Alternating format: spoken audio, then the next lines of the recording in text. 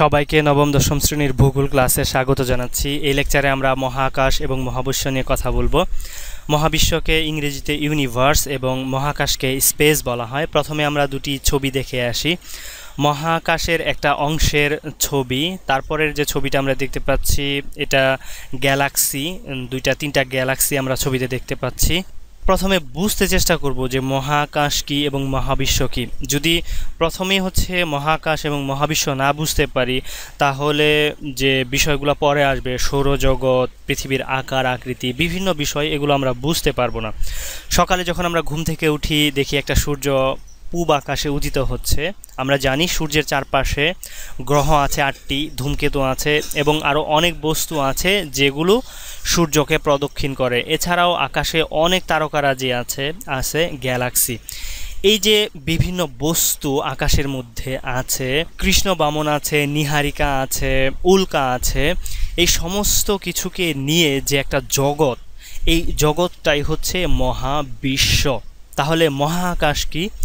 মহাকাশকে বোঝার জন্য আপনাকে বুঝতে হবে পৃথিবী এবং পৃথিবীর চারপাশ। আপনি যদি উপরের দিকে বলটা ছুঁড়ে মারেন তাহলে কি হয়? বলটা আপনার মাথার উপরে এসে পড়ে বা পৃথিবীতে এসে পড়ে। এটা আমরা ধরতেছি পৃথিবীর এই যে চারপাশে যে ফাঁকা জায়গাগুলো আছে, এইখানে কিন্তু পৃথিবীর একটা আকর্ষণ শক্তি আছে। মানে এর আশেপাশে আপনি কোনো কিছু রেখে দিলে সেটা ধাম করে পৃথিবীর দিকেই চলে আসবে। এই স্থানগুলোকে বলা হয় আকাশ।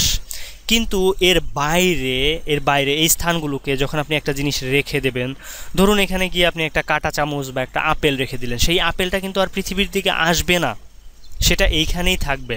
ঠিক একইভাবে এরকম একটা তারকা, এই তারকার একটা নির্দিষ্ট অঞ্চল আছে, একটা গ্র্যাভিটি পাওয়ার আছে এর আশেপাশে। এই পাঁচটাই হচ্ছে সাধারণত আকাশ। এরপরে বাইরের যে অংশটা, এই অংশটা হচ্ছে মহা আকাশ। তার মানে মহাকাশের সংজ্ঞাটা এইভাবে দেওয়া যেতে পারে যে ফাঁকা জায়গায় বা যে স্থানে কোনো বস্তু ভাসমান অবস্থায় বিন্যস্ত থাকে তাকেই হচ্ছে মহাকাশ বলে। পৃথিবীটাও কিন্তু আসলে মহাকাশের ভেতরেই আছে, সূর্যটাও মহাকাশের ভেতরেই আছে। তাহলে মহাকাশ কি? এক কথায় মহাকাশ হচ্ছে ফাঁকা জায়গা, আর মহাবিশ্ব কি? সমস্ত কিছুকে নিয়ে যে জগৎ গঠিত, এই জগৎটাকেই বলা হয় মহাবিশ্ব।